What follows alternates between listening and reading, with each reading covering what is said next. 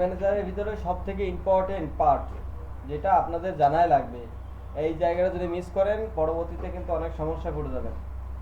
আমরা এই যে এই অপশনটাতে সবসময় আমরা কাজ করব এই অ্যাড ক্যাম্পেইনটাতে যে আমাদের যাবতীয় ad manager ad campaign run, কাদের কত অ্যাড ক্যাম্পেইন রান করতে, সব এখান থেকে করতে হবে।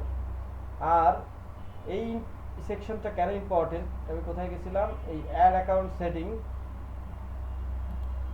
এই সেকশনটা কেন গুরুত্বপূর্ণ। আপনি যখন মানুষের জন্য অ্যাড ক্যাম্পেইন করবেন, আপনি তো নিজের জন্য করবেন না, বেশিরভাগ করবেন মানুষের জন্য যখন করবেন তখন আপনার পেজের অ্যাক্সেস দরকার হবে, আপনার অ্যাড অ্যাকাউন্টের অ্যাক্সেস দরকার হবে, তখন সব কিছু নিতে হবে এখান থেকে। কোথা থেকে, এই দেখেন পেজ অপশন নামে একটা অপশন রয়েছে, পেজ। এই পেজ অপশনটাতে আমার কোনো পেজ অ্যাড করা আছে এখন পর্যন্ত? পেজ অপশন অ্যাড করা নেই। পেমেন্ট সেটিং, ক্লায়েন্ট এই অপশনটাতে তাদের আপনাদের পেমেন্টগুলো সেট আপ করে দিবে। এখানে বিলিং এর লোডিং এখানে দেখাচ্ছে যে আমাদেরকে আবার এখানে নিয়ে চলে আসছে। আর একটু নিচে যাই, add account setting, all tools,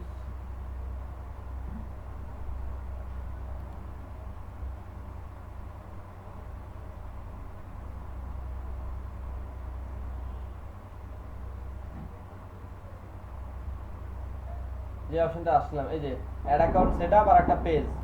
আমার কি কোনো পেজ দেওয়া আছে? কোনো পেজ কিন্তু পাওয়া যাচ্ছে না।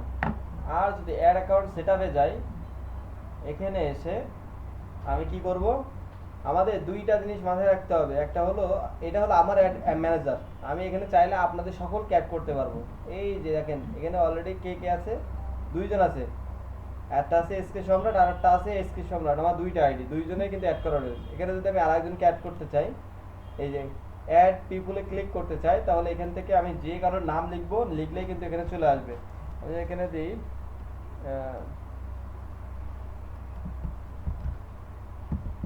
চলে আসছে, বাপ্পি আসছে না?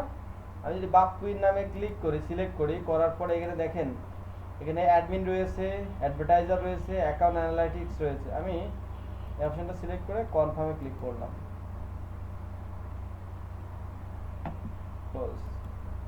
অলরেডি তার কাছে একটা চলে গেছে, মেল চলে গেছে, সেই মেলে ক্লিক করলে সে আমার অ্যাড ম্যানেজারে ঢুকে সব অ্যাড ক্যাম্পেইন রান করতে পারবে।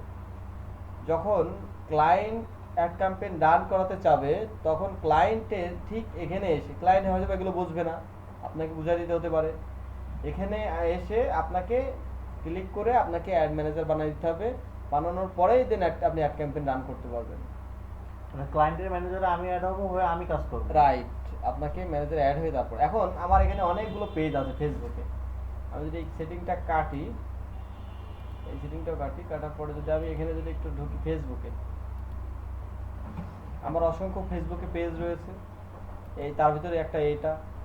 এখন যদি আমি সাবমিটে আমার ফেসবুক আমার অ্যাড ম্যানেজারে আমি যদি অ্যাড করে রাখি, তাহলে সাবমিট আমার অ্যাড ম্যানেজার ঢোকার পরে যতগুলো আমার কাছে ফেসবুক পেজ রয়েছে, সবগুলো ফেসবুক পেজের আমি যদি বলে দিই সাবমিট, তুমি এখন এই বিসিজি অটোর একটা অ্যাড ক্যাম্পেইন রান করে দাও, সাবমিট ঢুকে আমার এই অ্যাড ক্যাম্পেইনটা রান করে দিতে পারবে, সেট আপ করে দিতে পারবে সব কিছু। কিন্তু তার কিন্তু পেজের অ্যাক্সেস দেওয়া লাগবে, কোনো কিছু অ্যাক্সেস দেওয়া লাগবে না, সে শুধু অ্যাড ম্যানেজারের অ্যাক্সেস দিলেই হয়ে যাচ্ছে।